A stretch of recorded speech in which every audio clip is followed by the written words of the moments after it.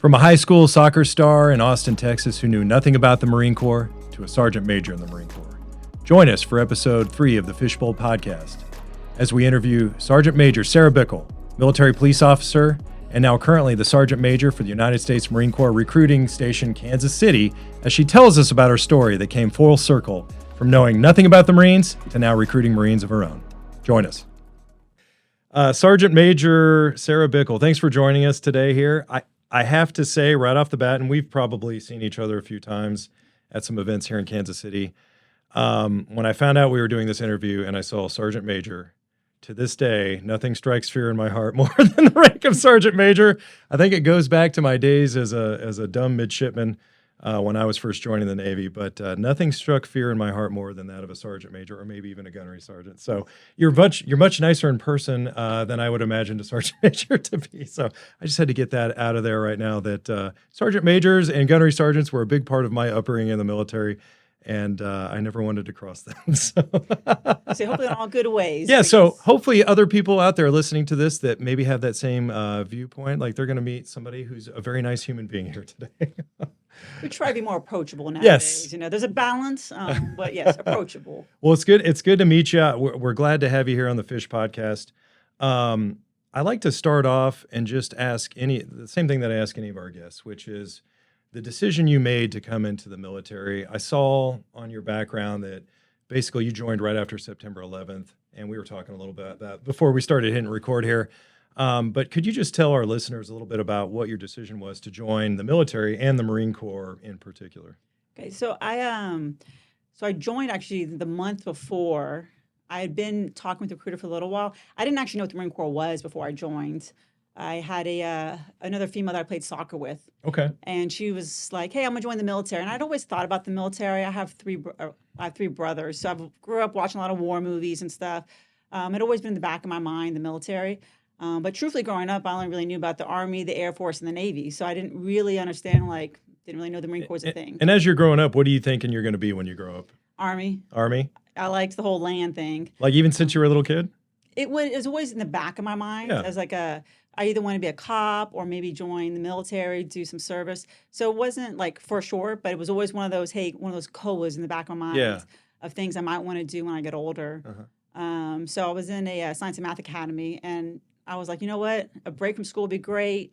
Like I said, I'd seen the Marine Corps recruiter, but I didn't really know they were Marine Corps. Yeah. Like I said, I just thought there was Army, Navy, and Air Force. And the girl I played soccer with, she was like, "Hey, I'm going to join the Marine Corps." And I was like, "Well, what's that? And you're joining the military?" She was a little more timid of one of our players on the team, so I was kind of surprised. But me and 3 other girls went in with her, so the 4 of us walked in. She was already enlisted. Okay.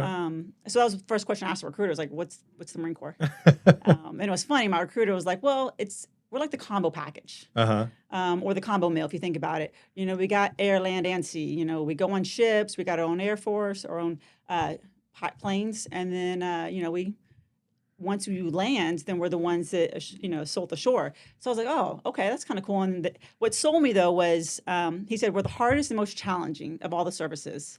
And I played sports my whole life, so I'm all about a challenge. Yeah, and sign me up. Yep. Type A personality. Yep. Yep. So I was like, all right, well, if you're the hardest, then that's what I'm all about. Uh-huh. So from then, I was kind of locked in. Like I said, I was still, wasn't 100% sure, but then I think after talking with them for a little bit, I was like, I'm going to do this. Whether it's 4 years or 20 years, I'm going to do it, and it'll either be a stepping stone to something else later on in life, because it helps with college benefits. Growing up, my mom was like, well, you better get a scholarship because I'm not paying for your college. I don't have money to. Yeah. So I was like, well, it'll be a great stepping stone, and if I love it, then I can stay in. But it was funny because I used to say, well, if I'm going to stay in, then I'll go officer one day. Yeah. Or at least get my degree before I got out. Yeah. Can I just add a superficial observation as well, that I think there's no debate on this at all, that the Marines also have the sharpest uniforms out of all the services. They do. We do. We have the best uniforms. Which you wouldn't think it would work, like big blue pants with a big red stripe and a khaki shirt, but it works, and it's the sharpest thing. To this day, when I see Marines in their dress uniforms, compared to the Navy, Air Force, Army, no disrespect to them, but nothing better than like a Marine dressed up in their full dress. It's the sharpest thing in the world. So I absolutely agree. Yes. I might be a little biased, but I do agree with you. But yeah, no, I think we have the best dress blues, the best uniform. But yeah, so I've been talking to the recruiter for a while. That was my junior year. And so we started talking about what kind of jobs I wanted Sure. to do. And back then, females weren't open to everything like they are now.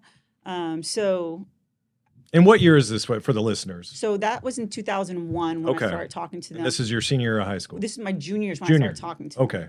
And then so we talked about it and started looking at jobs. And I didn't want to be an office worker. Mhm. Like, who joins the military to go be an office worker? Yeah. No offense to all my, I love my admin, my supplies, Sure. logistics. We need them, and they're so key in getting us. Well, and that's important, and we'll get into your current job in recruiting right now. But that's important that a lot of times that's the driving force that gets somebody in the door in the first place. Is they see something, a certain career path in the military, and that's what's attractive to them. So yeah, we would never discount any job in the military, but a lot of times there's a reason they get you in the door in the first place. For me, it was aviation, right? So yeah, totally understand. You wanted to be boots in the mud kind of thing. Yep. Okay. I want to be physical. Yeah. So military police was open to females. Okay. So I was like, all right, I'll do that. But I was still too young. And the recruiter was like, hey, I got to wait till that spot opens up. Yeah. Now, I don't know if he was just playing his game to Sure. see when, hey, this month's when There's I no need game someone. involved in recruiting. What are you talking about? Never. So he called me in August, and it was actually funny because my birthday's in August and I turned 18. But he's like, no. If you want military police, I need you to come like right now at the beginning of August. So it was that first week of August, which means I still needed parental consent. Mm-hmm. He could have waited till the end of August, and I would have been 18 and signed myself. Yeah. But we got parental consent. So it's the summer between your junior and senior year. Yep. Now it's the summer between my junior and You're senior now year. 18 years old. So I'm 17 technically when I enlisted, and in a couple of weeks I turned 18. And then September. Yeah, a couple 11th, weeks later, obviously. School started back up. There was another kid that I was signed up with, and it was also went to my same school. So when September 11 happened, we were in a class together later that day, and every morning we watched the news. In our first period class, the teachers always turn it on, so we happened to watch the towers fall. But immediately I found that other individual that we both had already enlisted that summer together. And we were like, hey, I guess we're going to war. Yeah, what was that like? Because I know a lot of people, everyone who watched that happen that day can recall to some extent like what they were doing, who they were talking to. I would imagine at that point, was there almost kind of more of this bond that occurred between the three of you? It was three of you, right? Well, so the one I went and found was one of the guys, but no, two of the girls that went in with us were seniors, and then there was one other female that was a junior with me. I didn't actually go run into her right away. I ran into her later that day, but there was another male that had joined with me from my school at that time. So me and him were in a class together later that day. So I went and we saw each other in class. We're like, hey, This has got new meaning now, right? So, we're not just joining the military. We're probably going to war. So, yes. Yeah. So, but we were all about it. Obviously, everyone wants to do something for their country. Yeah. And, to me, if you're joining a military organization, you should have that expectation that you're going to go to war. Sure. So definitely, it's not just for the college benefits, it's for what you're there to do. So, but yeah, we found each other in class later that day and we're like, hey, so it's happening. So now fast forward, you go to where to boot camp? So I went to Parris Island. Parris Island, okay. When I first joined, females could only go to Parris Island. Now, a couple of years ago, we opened up San Diego, Pendleton, yep, and Parris Island. So now it's based off of where you joined from. Okay, it's like east or west of the Mississippi, Correct. right? Yep, east or west of the Mississippi. We still have legacies. So like if your parents were in the military and they had shipped to, they'd gone to Parris Island or San Diego, you could request a legacy to go to where they went if where you're joining from isn't in that area. Okay. And for the first couple of years when we transitioned to having females in Parris Island, in San Diego, we still allowed females to go to either or to choose. Mm-hmm. And now that's completely gone. They're going to go to San Diego if they're west of the Mississippi. Okay. So I'm going to ask you to go back in time to visualize day one of boot camp. I guess you start at the depot. Like, don't you get on the bus first and then they drop you off there. But it's you always like to, how they do their it's very much, I mean, the military, everybody's first day in the military is some form of indoctrination. Again, I imagine the stories that I see on the Marine Corps side are the epitome of that. Yes. But go back in time here, and everyone likes to think, okay, I've made the decision to join. You're going to start to kind of prepare yourself. You're an athlete in high school, so you're already in good shape probably. So, maybe you keep that going before boot camp, but you like to think you're mentally prepared, but nobody's ever fully prepared until you show up day one. Walk me through the first day, the first couple of weeks you show up to boot camp. And we were discussing before we hit record, it's a male-dominated organization. So you're probably one of maybe, I don't know, how many females were in your class there? So back then, because it was still separated, we didn't necessarily see the males. We saw some of them that were some of the drill instructors that might teach some of our classes, Sure. or at receiving, or you'd see them kind of forming up over there. But they definitely kept us separated back then. So, the big thing is you're at the airport, you're all sitting there waiting. You go to the USO. Are you you're nervous? waiting. Yeah, you're nervous. Yeah. Everybody's and they're kind of talking. I tell the police, the ones that have enlisted and waiting to ship off, like, hey, when you're flying there, sleep as much as you can, which none of them do. Sure. You're nervous, you're excited, you're kind of like, what's going to happen? So like I said, you're sitting in the USO, you're waiting, the drill instructor comes or someone comes and gets you all, you get on the bus. And then once you go, you're going through the gates, they're like, hey, heads down. And the bus pulls up and it's late at night. So they wait till like, I don't know, midnight or whatever. It's super late or it feels really late. They're waiting for all the planes to get in and they get everybody. So, it may have been 2200, but it's late, it's dark out. And then the drill instructor, your heads are down, you come on the bus, and then the drill instructors jump on the bus and they start screaming, yelling, off, on CL footprints. So, the moment. And at this point, are you excited or are you like, I've made a horrible mistake? No, I was excited. Everybody's different though. There sure. Some people that are like, what did I just do and sign up for? Yeah. I watched, Full Metal Jacket, not saying that's how boot camp is at all. But I was like, well, they're going to yell at us a lot. No, they don't hit you or anything like that. But you already know, like, just full intensity is on from day one. The moment they get on that bus and start screaming at you. They don't really yell at you at the USO or as you're, at the airport around a bunch of civilians. But the moment you get on... That would be a bad optic, wouldn't it? It is, Yep, trying to be a little more, nicer. Yeah. But the moment that drill instructor steps on that bus and yells at you to get off, that intensity is there. Your life changes. Yes. So I like to tell people, because I don't do recruiting in the same aspect you do, but I do counsel kids that are interested in commissioning programs in the Navy, Marine Corps.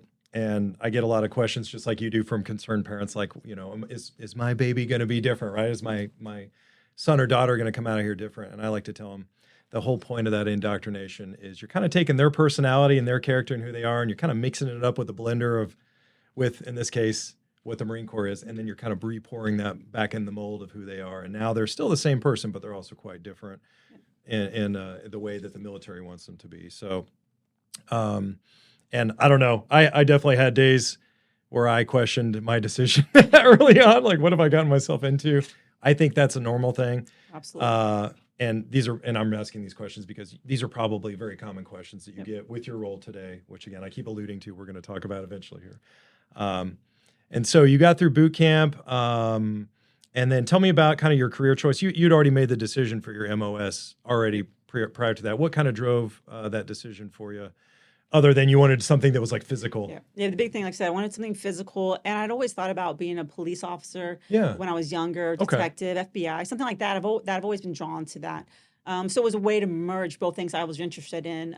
If I could do that in the military, be a police officer, and do something physical and not stuck behind a desk all day long. So it kind of, looking at, we call them COB, but looking at the book of all the different job opportunities, I was like, hey, that's it. Later on, I learned there's a bunch of other cool jobs, like you said, with the wing, the crew chiefs and all these other cool ones that would have been fun. But the military police spoke to me because, like I said, it's what I want to do in the civilian world, and got to do in the military. So, so once you graduate boot camp, if you're not in infantry, you're going to go to Marine combat training. Okay. About 21 days, so just shy of a month, you're going to go there, and they're going to teach us more in-depth infantry skills. Okay. So infantry is going to go to their full, infantry school, but for everybody else, we get, all the other MOSs get a little bit more of that reinforcement on basic infantry, whether it's, from shooting weapon systems, machine guns, to just, land nav and how to walk in columns and echelons and all that. So they're going to teach us a little bit of that quick intro into infantry stuff. Very quick, very just service level stuff. So we do that. And then, after you go to MCT, for anyone that's not infantry, then you'll go to your schoolhouse, to whatever your MOS is going to be. Okay. So your military occupational specialty. Gotcha. And where was this for military police or for Marine Corps? Mine was in Fort Leonard Wood. Okay. So not too far from where I am now. Yeah, So, there you go. there's a couple of different schoolhouses there. The Seaburn, so our chemical, biological, radiological, nuclear schoolhouses there, and a couple other ones. So I go there. And was this a joint program too? Was this just Marine, or were there Army folks there too, Air Force folks? So we do our our basics by ourselves for military police, but then any of our following schools are joint with the Army, Air Force, and the other services. It is Army base, so we use their facilities, which are much nicer than the Marine Corps ones. That's part of the pride of being a Marine, right? Yes. We do more with less, right? Yes, we love it. Yes. But yeah, so we use their facilities, stayed in their barracks, but for our basic school, it was all just with Marines. And it was funny because they brief us when we get there because the Army has their boot camp there.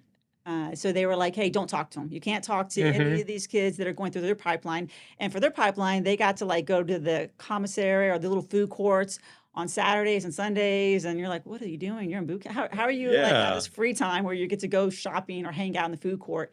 What a bunch of softies, huh? And I can't say that. I love the Army. I know. I'll say it.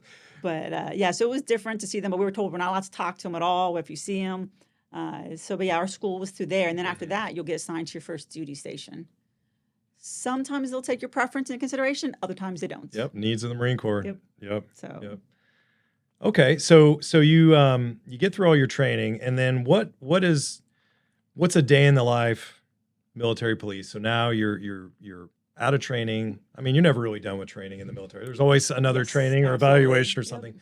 But now you're actually operational. Talk to me about a day in the life of someone, whether it's here abroad, stateside or abroad, like when you went to Iraq. Okay. We'll start first because military police used to have two sides. We used to have a field side and a garrison side. So the garrison side is I went to my first duty station was Okinawa, Japan, and I was technically attached to the field side, but when we get there, they attach everyone to the base.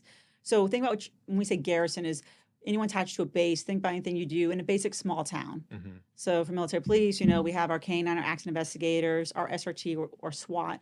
But I was just a basic road police officer at the time, or military police. So in Okinawa, because we are overseas, we have a lot of the local guards stand the basic the gates. So all I'm doing is patrolling around in police car, responding to calls for service, whether there's a fight, a medical assist. So come in, it's a 12-hour shift. We, get up about 05. We do our, roll call, accountability, brief any word for the day. And then 06, we're already posting up. And then about 1800, we're getting done, and then we're going to work out. Okay. So when our work days, we would go work out after shift. But when we were on night shift, we usually get up around 1400, around, 2 o'clock, and we would go PT, and then we'd Zoom. So your days are about 15 to 16-hour days. That's pretty long. Yes. So because you got to get your workout in. Yeah. And so what was life like in Japan? So you're a Texas kid. Yeah. And then suddenly, boom, you're in Japan. So I love Which is a culture shock. Japan's great. Yeah. I love it. Yes, I love Japan. I actually studied Japanese in junior high. Not that I remembered any of it because I was junior high. But I'd actually asked to go overseas. So I was super thrilled and excited. Okinawa is a beautiful island. Yeah. So I was very happy and excited. But yes, it is, the moment you're off base, you are in a foreign country. The bad thing is we have a lot of restrictions and lockdown because we are in a foreign country. Yeah. So like if your first duty station's in America, when you're off work, you can just go out. Yeah. Minus certain, restrictions if you are in a certain training status or something. But yeah, so because you're overseas, if you're going to leave the base, you have to have a Liberty Buddy. And there was all these additional rules just to be safe. Yeah. But no, I loved it. I love the food, just getting to see different cultures. Yeah. One of the reasons I joined, we call them benefit tags. And one of my 3 was travel and adventure. So, I was getting everything I asked for. I want to be military police. I'm getting my travel and adventure going overseas. Yeah. But yeah, that was the day in the life of a garrison MP. Yeah. Kind of like, so what you think about someone patrolling in a small town. Okay. Let's talk about a different form of travel and adventure, which is now, years later, it's 2007, 2008. You eventually deployed to Iraq. What's a day in the life for military police in a much different environment than? So before we go, it's like most field training. You're doing all that training to lead up to it. So when we were in Iraq, I did convoy security. So I was a security team leader. What does that mean for the people who are listening that don't know convoy security? Break that down for us. So what we used to do and how they use most military police is we would guard other convoys. Okay. Whether that was contractors, convoys that were carrying supplies and logistics from one base to another base. So we would provide security for them. I had about 20 Marines. I had a corpsman attached to me. And so we would have 2 or 3 vehicles up front, my lead vehicle scouting to make sure the roads and the routes were clear of any IEDs, explosives, any hazards, or anything that was concerning. And then I'd have my very first vehicle after my lead vehicles guarding the front of the convoy, the back of the convoy, and I have a couple floaters in between. So then when we come upon intersections, we can block those roads to keep traffic from flowing in. And the rules of engagement change depending upon when you deploy. But for us, they were just opening back up, which was harder for some of my Marines that had deployed before that would not allow any local vehicles near our convoys. We were now supposed to allow local vehicles near our convoys, which you can think about the stress that increases. We're like, I don't know if you're friendly or not. Yeah. We could block some of the roads, but we were still having to allow vehicles near us. Thankfully, none of my vehicles had ever gone blown up by a vehicle-borne ID or anything. One of my vehicles one time did hit a bomb that had been buried for a while, but I'm thankful to say that I didn't lose anybody over there. Yeah. Thank God. Yeah. But yeah, so my guys, for the whole 6 months, we just traveled all across Iraq and we guarded vehicles. And for a little while, we were in the Diyala area, which is the Army AO, but we had our MIT teams, our mobile transition teams that were out there. So we started pushing logistics to those smaller forward deployed teams and support of whatever their missions were at the time. So it gave us, it was a unique perspective as a sergeant leading a bunch of Marines as the security team leader. Usually when we were back in the Marine area, if we had an officer attached to us sometimes, if we were transporting other military convoys, usually they would have an officer in their, convoy log, logistics train. So, but if it was just us, especially when we were forward deployed, or we're just with the contractors that we were escorting, then usually either be me or my lieutenant would come out sometimes. She would kind of bounce around to different squads and go with them from time to time. Okay. So, but me and her together never met good luck. Like, if something was going to happen, a wadi was washed out, a road was washed out, it was going to be when me and her were together. Yeah. And I was just like, man. And so you're obviously in a leadership position at this point. Yes. And culturally, in the Middle East, much different than here in the United States. There's a very cultural sort of stance towards women in leadership positions. How did you handle that as a Marine, as a female in a leadership position, interacting, I'm imagining in a lot of cases with kind of the society at large there? Was that challenging for you? So I didn't find it too challenging. We even once had to escort an Iraqi general somewhere. I think that's the most time I really had to engage with them besides locals you're coming across to clear roads. So we didn't, we have the guns and the weapon system. So usually people were pretty respectful and just got out of your way. Yeah. And like I said, the only time I really had to engage was when I was with that transition. Well, when we were on our own, we were living on an Iraqi compound. And then we would walk to the Army compound, the U.S. Army compound, to eat and use their gym. But we were living in the barracks with the Iraqis. We just had our own squad. Okay. So that was probably the most when I really had to engage with the Iraqis, besides the interpreter we attached to us. I did have one interpreter attached to me as well. Okay. So whenever we were out and about, if we need to engage with locals, my interpreter could get out. And it was really interesting having a lot of conversations with my interpreter and how they see things and how we see things. So, yeah, they just, just from different cultural perspectives. Yeah. But no, I never really had a problem with any of the locals in that regards. Yeah. Like I said, when you got a bunch of guns. That says a lot without saying any Yes. words. Absolutely. Absolutely. So you finish that tour up and then you come back to the States, right? I think, where did you go after that? Was it Quantico? So before that, I actually went and guarded embassies for a couple of years. Oh, okay. Wow. So I was, it's one of the cool jobs we have in the Marine Corps is Marine security guard. So when I left Okinawa as a road police officer, I went to guard embassies. Okay. So I was in Addis Ababa, Ethiopia for a year, Rome, Italy for a year, and Sensep, El Salvador for a year, which was a very interesting. And once again, there's only a few of us Marines there. So interaction with cultures, different cultures was so interesting. This is really interesting because military police, it seems cut and dry. You say military police, but the diversity of these different jobs that you're doing seem like they all have just a complete logistical challenge in their own. Anything from being on a base stateside to now guarding convoys going through potentially hostile territory to now guarding, probably high value folks, within an embassy. What was the challenge of the of embassy? I would imagine a lot of counterintelligence and kind of what's going on and kind of trying to be aware of what's going on around you and local efforts to maybe, who knows, do what. Yes. So places that need guarding, right? There's a reason for that. So the embassy duty is open to any MOS. Nowadays, we actually contract straight for infantry Marines to go, but it's still open, especially for NCOs, to any MOS. So it didn't have to be a military police, but it was a very easy transition for me because I'm guarding a base, I'm guarding an embassy or a consulate or a chancellor. So it was an easy transition because I already carried all the weapon systems, the pistol, the shotgun, the rifle. Those were all systems I was familiar with. So, and all the defensive tactics were slightly different systems, but or different techniques, but it was everything I was used to. So Sure. It was different. We worked operationally for the Department of State or under the regional security offices, but administratively for the Marine Corps. So it was kind of different to see how the Department of State operates and all those agencies there and how they interact with the local community. And were you in uniform while you were doing this or plain clothes? So we were in uniform when we were in the compound, and just like in Japan, our local security guards were locals. They would guard the outside the compound, and we guard the inside the compound. So we guarded the classified or, obviously said the personnel. But when we were out and about, we would be in civilian clothes. And then there was a time that I went down to Kenya. They were doing a peace agreement signing with Sudan at the time, and Colin Powell was Secretary of State, and he came down for that. So we guarded so I got to go down and support, but because we were doing support at the hotel, because we took over a couple floors, so what we did was we wore suits and we had our guns, and we did just reinforced security at the hotel where they were operating out of, or where he was sleeping.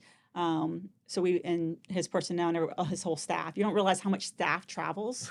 And I realized that later on when I went to do presidential helicopter security. Okay. After Iraq, my next tour was at HMX-1. So the president's helicopter, if you think of that big old green helicopter with the white top. Yep. So Secret Service would be quick to tell you. Marine One, right? Yes, Marine One. Secret Service guards him. We guard his luggage, as they jokingly used to say. So they were very quick to tell us that and make sure that we knew our roles and they knew theirs. So yes, they guard the president. We guard his transportation. And what's the coordination like that? I imagine you have to communicate with Secret Service. You can't be both in the same spot doing two different jobs and not have some form of coordination or training together, right? Yep. So we have a liaison that would coordinate with them, and they knew and briefed where we would be and where they would be. So that, we had someone that was their whole job at the unit, was to be that coordinator between the two, and do some of the briefs together to make sure everybody knew where everybody was and who had guns and who didn't. So, Okay. If you were guarding Marine One, you have to have a good story that you have to tell us. There's got to be a good story in there somewhere. So I took over when I got to that unit was when President Obama had just taken over office. So I missed inauguration. I got there right afterwards. And I would tell you sometimes, especially, so I was there for his first 4 years. And during campaign season, it's crazy. We'd be in 4 states at a time. So, and we had to be there prior. And like I said, whenever anyone travels, they usually have a large entourage. You don't realize how much logistics it takes to travel. Sure. Anybody. So I was in. It's a lot of luggage. It is. yes, a lot of luggage. So I was in Canada when they were having the riots. I can't remember if it was a G8 or G20 summit. And, of course, young Marines all want to go out and drink and have a good time. But we couldn't because the whole city, where our hotel was and the hangar and everything else, there was 2 blocks just taken over. Riots, windows smashed, the Canadian Guard were there on mounted horses trying to push the rioters back. So I went to our hotel. We were looking up from the top, and you could see everybody online pushing all the rioters back. And it was just, it was pretty crazy to see, the riots, and how to remind the Marines, don't go out in there and hang out with them. I know you got your credentials, but you're going to cause the problem. You're not helping by being involved because you want to see the riot firsthand. Yes. And usually folks in the military tend to stick out even in civilian clothes. Yes. So you'd be a little bit of a target.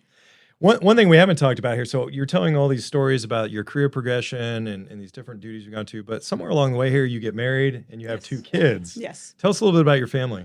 So I'm married with 2 daughters, a 13 and 11-year-old. My husband retired out of the military as well. What did he do in the military? So his first 4 years, he was artillery. Okay. He's from New York. Well, that's where he did his high school years, was in New York, in Brooklyn. And I say that because he was artillery, joined in 98. He was in when 9/11 happened. So he kind of was looking around so are we going to war? And no one said anything. So he got out in 2002. Okay. Went back to New York. His stepdad works in Manhattan, was there when that all went down, was going to work when it happened. So he gets out, and then a year later gets recalled. Okay. And so he comes back in the military. Is he a Marine also? He's a Marine too. Yep. So he he had gone out. He comes back in the military. He's an artilleryman. Like, oh, I guess I'm going to war now, And they make him stand guard in Camp Pendleton. Yeah. And they send all the other Marines, and all the ones that had got recalled end up just standing guard on Camp Pendleton. Not sure what just standing guard at the front gate makes you want to become a military police, but he was like, you know what? I'm a lat move and be military police. Okay. So he lat move, becomes military police, and they send him to the field side unit. That's where we met. Okay. So he, back then it was CLR 17, Combat Logistics Regiment 17. And so we were in the same company, military police company, and he was in first platoon, and I was in second platoon. We're both senior sergeants. And, but yeah, so the moment he became an MP, they made him, he went straight to the field side. Okay. And he had deployed for a year already, came back, and then deployed when I deployed, which is kind of scary to have your fiance, because at this point he proposed to me right before we left. So, he could see my Blue Force Striker, my BFT, and see me moving around when I'm forward deployed, like, hey, honey, one second. And he's like, why are you crying? That's like a whole new level of like iPhone stalking, right? Yes. Before iPhones were a thing, find my iPhone and my location, all that. And there was one time, because I had a long convoy with me, and he had like 4 vehicles. And we were in Ramadi, and he was we're all waiting because the Army had. These are scary places you're naming, by the way. Yes. So the bridge was taken up because the Army was slowly transferring tanks across, but the bridge is going to take so much weight. So there's this huge backup. And the entire time, there's this huge backup. There's a firefight going on a couple blocks away, and you could just see the tracers going back and forth. And then he's out and I'm out, and his convoy comes up to me, and he's like, hey, can we pass you? Can we just, you got like a huge convoy. You only got like 4 vehicles. Can we go in front of you? But it was funny because then he jumps out and comes and knocks on our window, and it's like, hey, honey. Yeah, hey, honey, can we pass you up? And like I said, you see fire, just tracer rounds going a couple blocks over, and you hear all the noise. But we all have our own mission. Yeah. And that was one thing that was really hard for a lot of the Marines, is not getting distracted. Our goal was to guard the convoy we're with. But my Marines were all about like, hey, can we go? Yeah, I hear guns shooting over here. This is what this is in our DNA, basically. Yes. And it's something we had to train to when we were doing all of our training leading up to it. It's like, hey, you have a mission. Yeah. Got it? Because that conversation came up all the time. Well, what if we see someone over there and they're engaging? Can we go engage? And the conversation was, what about the people you're guarding? Now you're going to leave them high and dry? Yeah. So you can't. So you've got to take what you need to take over. And that's kind of counter to our nature as Marines. Yeah, and it speaks to trust also, right? Where in the military, a lot of times, I think a lot of Type A personalities have this, like, if you want something done right, you got to do it yourself. And sometimes you got to trust that somebody else is doing their job and taking care of their business so you can take care of yours as well.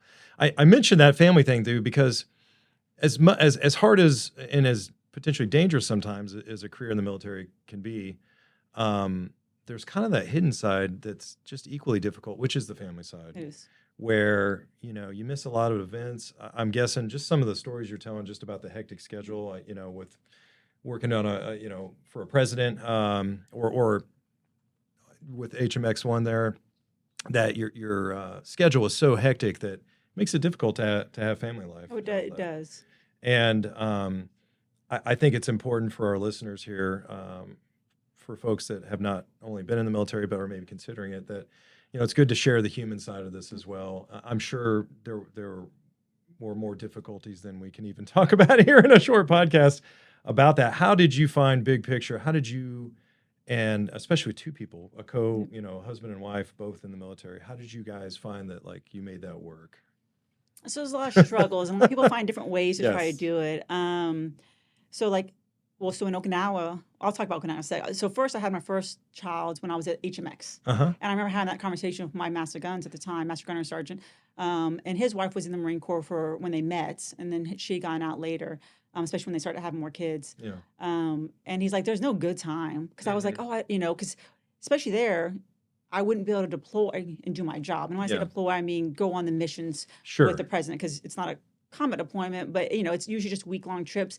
But I can't. It's probably just as much time away from home as any other deployment. It was a different schedule, So it's very similar. Where, but instead of doing 6 months straight, and your family knows, hey, you're gone for 6 months. Now you're going to come back.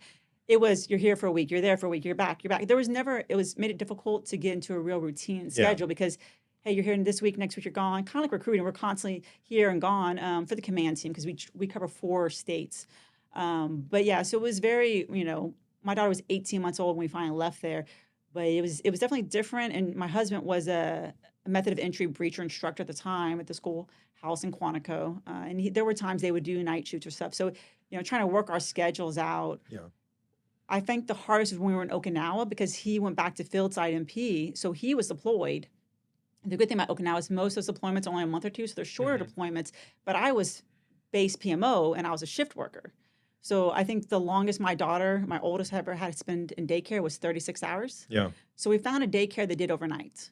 We had to pay extra, and they also did early drop off and late pickups. So I could drop my daughter at 2 a.m. I felt like a horrible mom, dropping my daughter off at 2 a.m. And I remember because I was on duty one night, and my husband was employed. So my daughter, like I said, she spent 36 hours in daycare. And I thought about in the morning when I went to wake up to go to sleep, should I go pick her up? And I'm like, well, now it's her daytime, and I need to get sleep. So maybe I should leave her in daycare and just pick her up at the end of the day because she slept there at school. Yeah. But it's kind of like, it's hard. And one of the things too, good and bad about the military is, we're sent away from home all the time. So, we first get to Okinawa and they're like, well, you got to go to work tomorrow. You better have someone for daycare. Yeah. And you're like, oh shoot. So you're trying, we found an off-base daycare that watched our kids. And we loved it. It was a Montessori school. By 3 years old, they're giving homework. And I was like, are you really want to do homework at 3? So they did ballet and karate and dance. And so it was a great school. Like I said, it was my second time in Okinawa, my husband's first. And originally he was not happy with those orders at all. He was very upset. I already had liked Okinawa, so I was trying to hide my excitement. I was like, oh gosh, yes. darn, I guess we're going to Japan again. Man, but it is difficult. What a lot of families do, though, is they find a tight-knit community within the military. Yeah. So because a lot of us are all in the same boat, a lot of people, what they'll do is they'll find other friends and spouses that will help watch. But my husband was very against that because when I was in HMX, one of my when I was pregnant with my oldest daughter, Caitlin, one of my Marines' wife killed my other Marine's kid. Oh my gosh. A 9-month-old daughter. So my husband was like, you're not going to, we're not having some random people. Yeah. It will be a daycare and somebody that we, I want to know that there's cameras there, that there's all this. And I would say for everyone listening, that's probably an exception. Yes. It was a complete, exception. This is not something you see normally. No.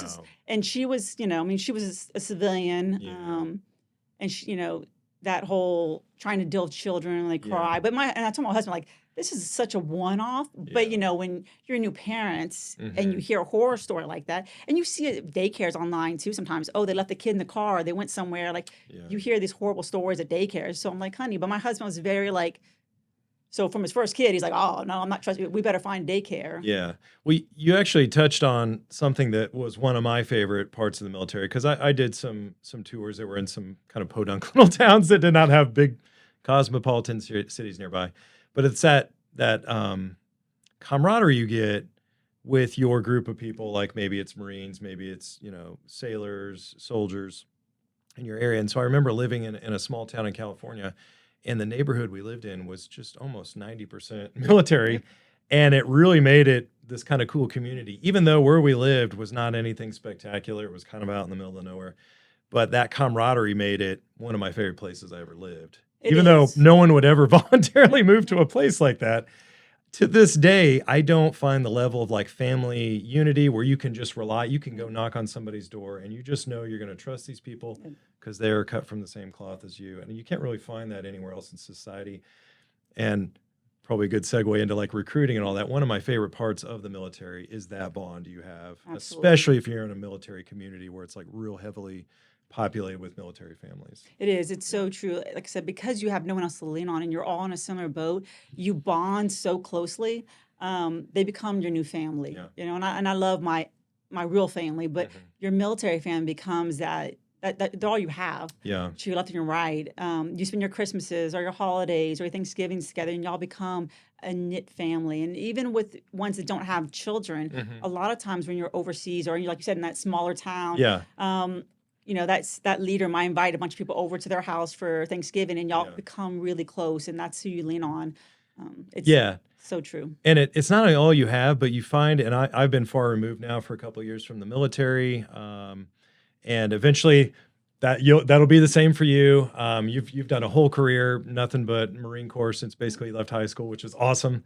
Someday the day will come where you hang it up, Yep. and then you realize that no matter, you could get the greatest job in the world in corporate America, and we're a capitalist society, and we need business, and that's what's so great about America is you can make yourself whatever you want to be in this country, but you will never, and I've still yet to find it. You'll never find the camaraderie that you have with the folks in uniform or the families that have a uniform in their house, and I just think that's one of the most compelling reasons that I would urge anybody who even thinks they might be mildly interested in the military, go have that experience, even if it's just for a few years. Go find that camaraderie that you will never, ever, ever find elsewhere in life. Absolutely. No, and I think that's why a lot of people, when they get out, and we're not there yet, and I guess we'll come back to this later, but they struggle so much is because, all of a sudden you went from that tight community that, you work together, you see each other, you're in the same neighborhoods. It's, you're surrounded by it. Yeah, and we see it a lot here with Fish here in Kansas City for our organization. Is a lot of the veterans that and you know how it is. We're all very prideful, which to a certain extent can be a good thing. We're used to doing things ourselves, but then on the negative side of it is when veterans are struggling, they don't want to ask for help, and so. That is one of the issues that we see directly here with our organization here in Kansas City is veterans are struggling and they don't want to ask for help. And I think a big part of that struggle is that sense of loss of belonging in community. So, and you'll see that though. I mean, military members are horrible about asking for help. Yes. We're getting better. We're trying to teach people. And I used to try to tell my Marines, if you have a fractured foot and you keep running on it, it's going to get worse. Your mental health is the same way. It's a great analogy. But for us, because we're like, oh, PT makes sense. That makes sense. Oh, don't be soft and talk about mental health. But it's the truth. Like, if you're stressing mentally, and you don't get help at the beginning, it's going to get worse and worse and worse. And also, we have better resources today. To your same analogy there, if I broke my arm in the 1800s, they're probably going to have me bite on a wooden stick and try to reset it. Now we have painkillers and we have things you can do. And it's like, well, we don't just do it the old school way that they did in the Civil War days because that's tougher and because that's how they used to do it. We have better resources now. Same thing on the mental health side. Same thing with organizations like this. There's a lot more resources out there than there used to be, and there's no shame in asking for that. No, not at all. And sometimes it's so many resources, it's hard to figure out which the right resources. Sure. But just to realize, for people to know that those resources are there to help you. Yeah. And we talk about resiliency, like our BAM. If you can get that help earlier on, it just makes you that more resilient, and then you're able to keep in the fight longer. I know I kind of skipped ahead from the recruiting to transitioning when you get out. This is good. This is what we do here. Whatever makes sense as we're talking here, we just go with it. And there's a great book called Tribe. It's a very short book. Yes. Familiar with that. Yes. I think it's a great read, but it talks so much about that. We all, and this goes back to recruiting now, everybody wants to belong to something. It doesn't change. And that's what that military community gives you. It's that sense of purpose, belonging, just coming together and doing something together and a shared mission. And people need a purpose in life. Yeah. And so I think that's one of the things the military is so great about. Not only, we talk about those tangibles, college benefits, education opportunities, and the sense of also training, on-the-job training, all those other great opportunities the military gives Which you. are all great. Yes, pay an adventure. You have a steady paycheck. You know it's coming. That paycheck's coming every month, twice a month. So all those great tangibles, you get medical. I've had two daughters. I didn't talk about my second one. She was born in Okinawa, Japan. I've never paid a medical bill for them. So all those great tangible factors we talk about, but all that intangible stuff, that sense of purpose, that sense of belonging, that sense of doing something more than just for yourself, but for others. And that's what that military, and people talk about generations, but I'll tell you, nothing changes. Every generation has that sense of wanting to do something more and better. Yeah. People will talk about, and they'll study all the time, be like, oh, well, this generation's different. They're not like this or that. Every generation has a lot of those similar traits. Now, how we go about our day-to-day interactions and how that they showcase that. But almost everybody wants something to be bigger and better, and a sense of doing something and being a part of something. And that hasn't changed over the centuries. I actually just had lunch yesterday with one of my best friends in the Navy, and it's like everything. We all live in different places now. We see each other once every, I don't know, 2 or 3 years in person. And when you run into them, it's just like you saw them yesterday. Yep. And we were sitting around and we're having lunch here, and the inevitable question always comes up: do you miss it? And there's 2 answers to that question. The first one is, do I miss the flying? In my case, it was a fellow pilot. Nope, don't miss it at all. I missed the ready room. That's what we called it in the Navy, in aviation, or whatever you want to call it. I missed, hanging out with my folks, right? That camaraderie. And so that, I will always miss that. To your point about that book, Tribe, I think that's hardwired in us as human beings to be a part of that. And it hurts when you lose it a little bit too. Yes. So I think it's a good segue to get to like where you are today. Okay. Which is kind of come full circle from how we started the episode, which is you're telling me, what's the Marine Corps, and you're talking to a recruiter. Now here you are in the later stages of your career. Who knows, right? Maybe you'll go for how many? We want to know how many years you got left here, right? But very senior. You've had a lot of experiences, and now you're on the other end of that. You're talking to another, say, high school girl or high school boy, asking you, what's the Marine Corps about? What's the military about? They have reservations. How do you sort of handle these conversations with both kids and parents?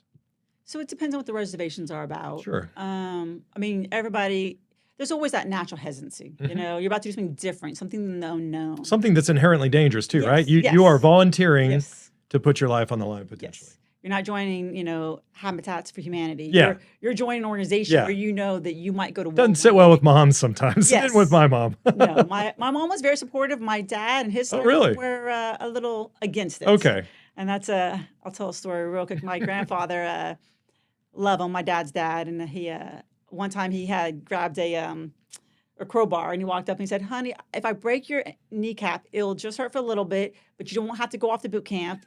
And you know what? It'll heal and you'll be fine." And he kind of walked towards me and I was like, "I love you, Papa." No. And I was like, "I got to go." So love him to death. But, he's a dad or a grandpa, but my dad was the same way. Yeah. My dad was very, once I became a Marine, he was very supportive and excited, but he hated that I was away from home, Oh, yeah. that I could be in danger. He had passed away before I went to Iraq. So I guess he never had to do what most parents do, which is sit there and worry while their loved ones deployed. Yeah. So like I said, my mom had to live through that for me deployed, but my dad had already passed on. Mm-hmm. So yes, parents are always very hesitant. Yeah. They don't want to see their son or daughter in harm's way. Yeah. But just like if your kid goes to be a cop, it's going to be that same thing. They're in that situation that could turn deadly. Yeah. But I think supporting your kids is very important. Let's say they don't have any reservations. Yes. You've got someone off the street, they come in and they're just interested. Kind of like I'm walking on the showroom floor at the Toyota dealership and I'm like, I might buy a car, but I'm not sure. Tell me more about it.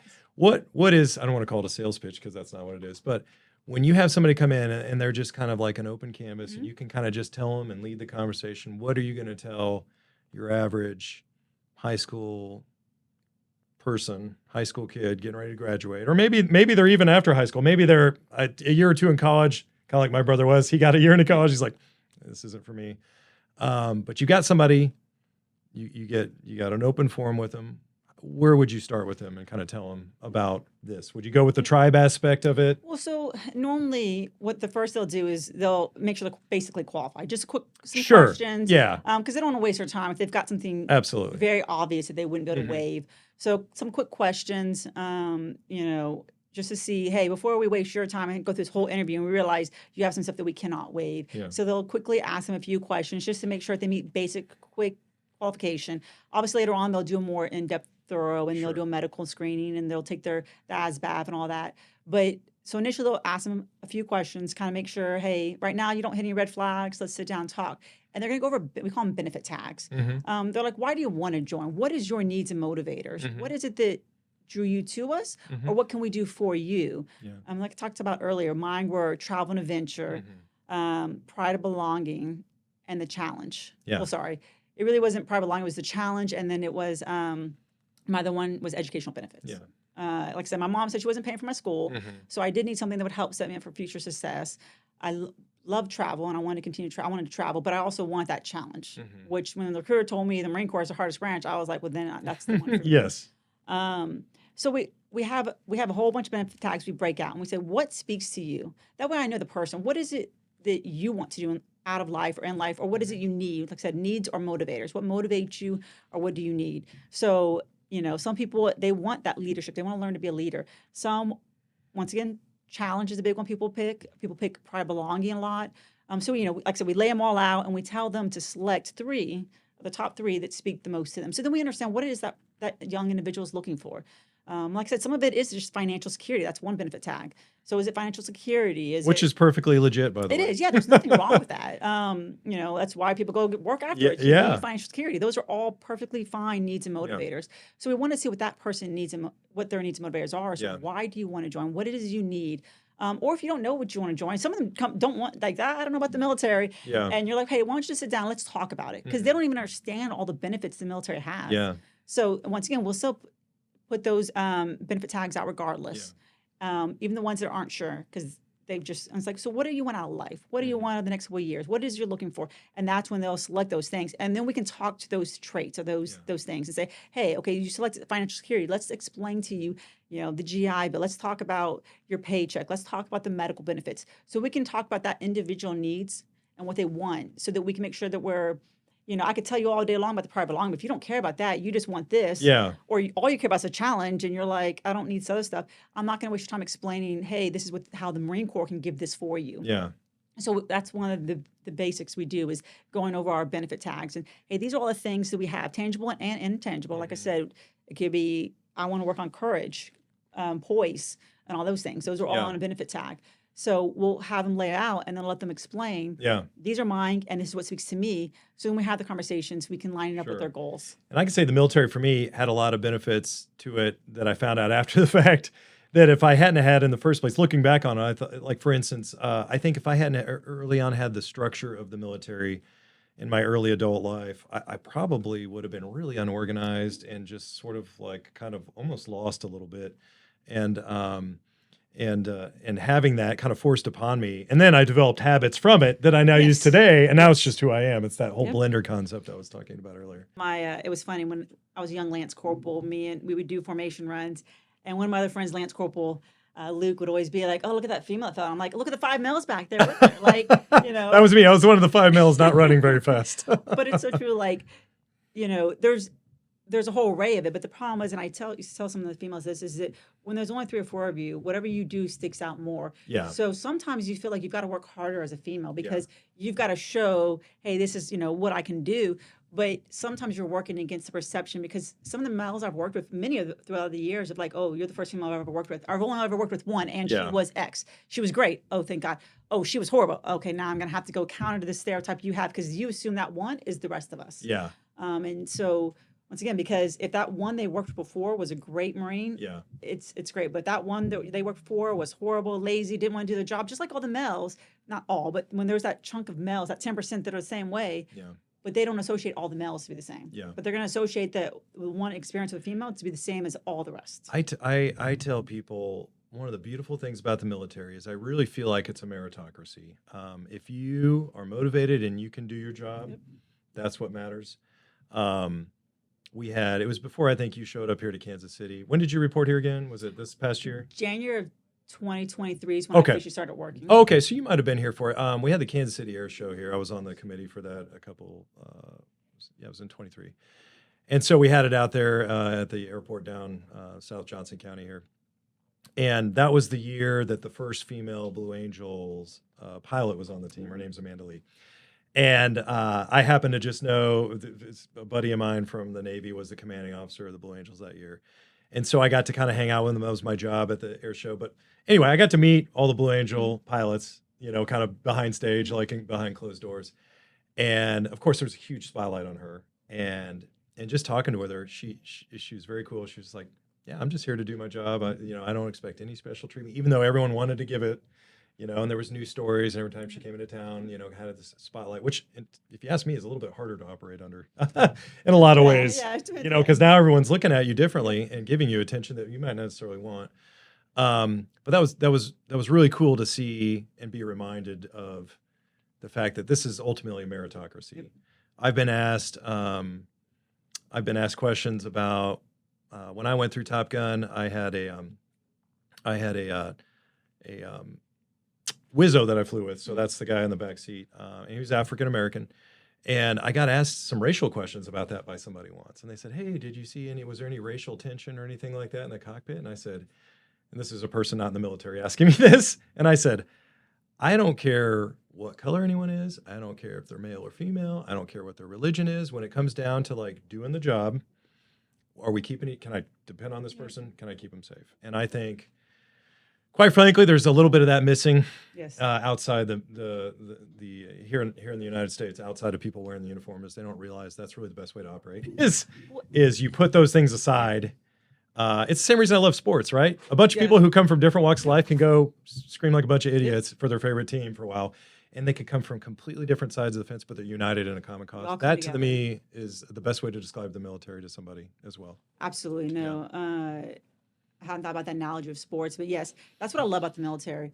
It doesn't matter your race, your religion, your creed. You can come from rich, poor, middle class, any background, and we all come together and no one cares about that. Yeah. Will you do your job, and do I trust you to have my back? Yes. And it's interesting because you'll come across people that have never worked with other, whether they're talking about race, religions, and at the end of the day, we don't care about any of that. Mm-hmm.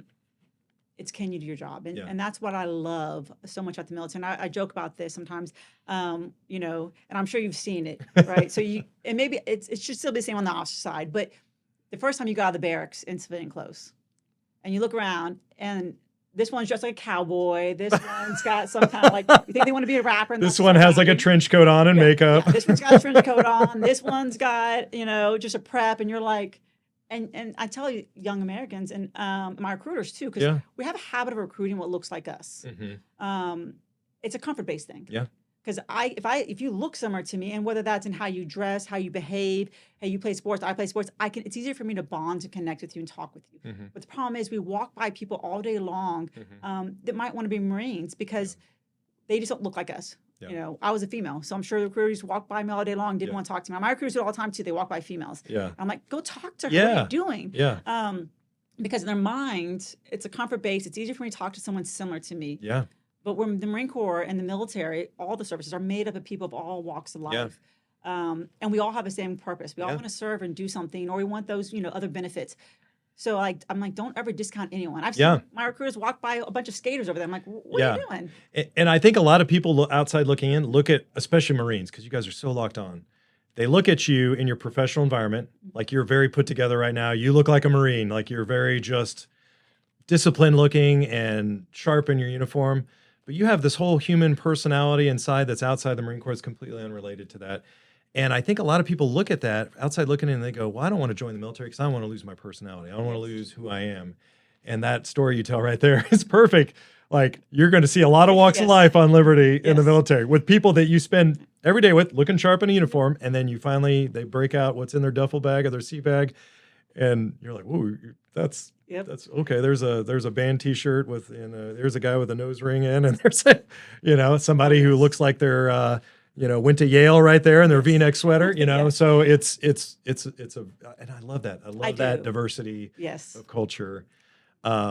And as a leader, you don't have to force it either. No, that's just them. Yeah. And as a leader, I love it because I'll go to the barracks on the weekends and you'll see the Marines come out. And I'm like, I would have never pictured you as a skater, or I never would have pictured you as this. Yeah. So it's hilarious, but I love it because it just reiterates how much it makes me think of America. Mm-hmm. On the civilian side, I feel like we get too caught up in politics and all this other stuff. But the military to me is what true America is sometimes. Everybody coming together with a common purpose and a goal. No one cares about the background. Yeah. And I got it. Some people come into the military with their own biases. Many do. 18 years of how you were raised. Yeah. Boot camp for a couple months, 3 months isn't going to necessarily change all that. And a lot of times when they get to the first duty station, you'll start seeing it more. Yeah. When I first joined the Marine Corps, it was funny.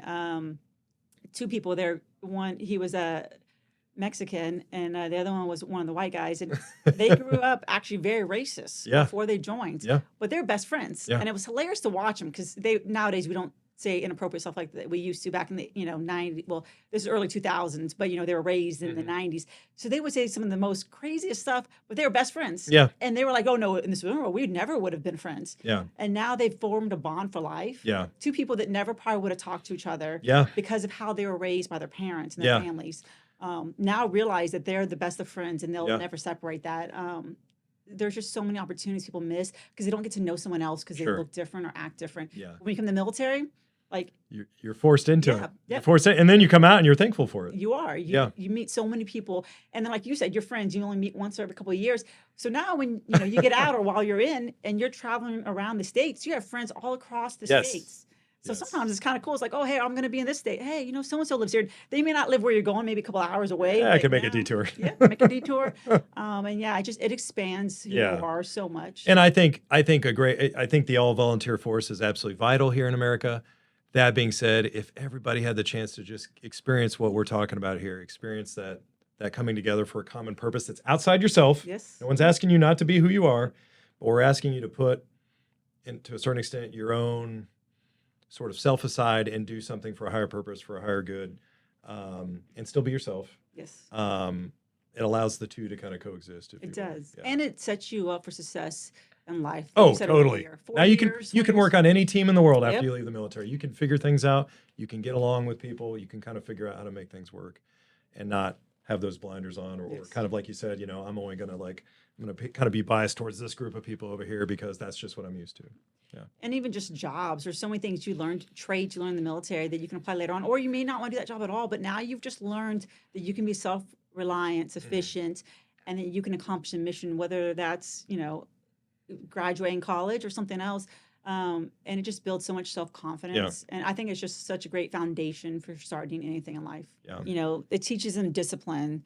A lot of times kids in between high school and college many of us lack discipline. Sometimes you're Yes. like, especially now when you're paying for the bills. Yes. In high school, unless you're going to private school, it's free. Yeah. So if you kind of gaff off a little bit, you're not losing money. Yeah. But when you go to college and you're having to pay for those classes, that's money you're going to have to pay back if you're gaffing it off. So, I think the military is a great stepping stone to anything in life. It teaches you, like you said, a little bit of discipline, a little bit of organization, Yeah. self-accountability. Sometimes we lack on. So it teaches you some of those basic skills to help you be more successful in life. There's no doubt if you make the decision to go in the military, whether it's 5 years, whether it's 25 years, you're going to walk out better for it. I believe personally, more often than Absolutely. not, Yes. that it will bring benefit to your life in some form or fashion. And we've obviously touched on a few of them for us here today. We're just curious. How much longer do you think you have in? Is it still sort of up for debate, or not sure yet? It's kind of We'll see. whatever happens next. So I'm at 22 and a half years. Uh-huh. So I could retire next year. I could retire at 20, but so I'm on the fence right now. I love the Marine Corps. We'll make sure the CO's not listening here yeah, right sorry. now. I'm kidding. So I love the Marine Corps. But since my daughters are 13 and 11 now, what I don't want to do, and I was, talking about this a little earlier before we started the show, is what I don't want to do is I wait and go till 30. And when I get to 30, all my daughters will be out of the house and be like, hey, mommy's home now. And they're like, cool, we're in college now. Yeah. So I don't, especially this job, so for Recruiting Station Kansas City, we cover 4 states. We cover Nebraska, Iowa, Kansas, and Missouri. Which is a lot of away time, as you already said. Yes. So we have all those stations within those cities and in those states. So we have to go visit them as the command team members. So while I love it, it means time away. So I'm missing that sport events. And sometimes I can work my schedule where I can be like, oh, I can go to the game and then, my daughter's basketball game or volleyball game. And now I can, the next day I'll be gone for the next 2 nights. Yeah. But I can't always do that. Sometimes when I need to be somewhere, it's just, hey, honey, your game's that night, but I'm going to miss it. So it's a balance of trying to pay my family back, be there for them while they're still home. Yeah. So that's the reason I'm on the fence right now about retiring maybe in a year and a half. And I'm kind of on that fence. Like I said, my oldest is all about, Mom, if you want to stay in, it's okay. My husband's supportive, stay in, honey. My youngest, she would have been fine if I would have got out. Well, I know that trick from oldest. My oldest is about the same age as yours. And when she tells me, Dad, you can stay at work a little extra, I know it's because she's up to something and she doesn't want me to be there. Yeah, sometimes they're like, I'm doing my own thing. It's cool. Yeah. And you're right, though. As they get into that teenage years, Yeah. like I tell my daughter all the time, I'm like, honey, are you ever going to come out of your room? Like when you're home, like you can come visit and hang out outside your room. Yeah. So yes, they need us less and less, or at least they feel like they need us less and less. Sometimes that's when they need us more. Yeah. But yeah, so they're kind of becoming more independent and they're hanging out with their friends more and they're doing their own thing more. So it's it's that balance. But yeah, I don't want to finally retire and be like, Mommy's got free time now, and then be Yeah. like, well, we're gone. So that's why I'm on the fence right now. Yeah. Well, we'll be waiting anxiously to see what your next plans are here, but we're glad to have you here in the Kansas City area for the time being. And who knows, maybe you'll settle down here someday. Maybe this will be the place where you end up. So speaking of having, time being valuable with family, I know we're right in the middle of the holiday season right now. We're in between, as we're recording this, between Christmas and New Year's. So your time is very valuable as well. We really appreciate you coming in here right in the smack dab when kids are on Christmas break and all that stuff. Sorry, winter break. And we appreciate you coming in here and taking the time to just chat with us and tell us about your story. Well, thank you very much. I appreciate being here. Yeah. Thank you very much.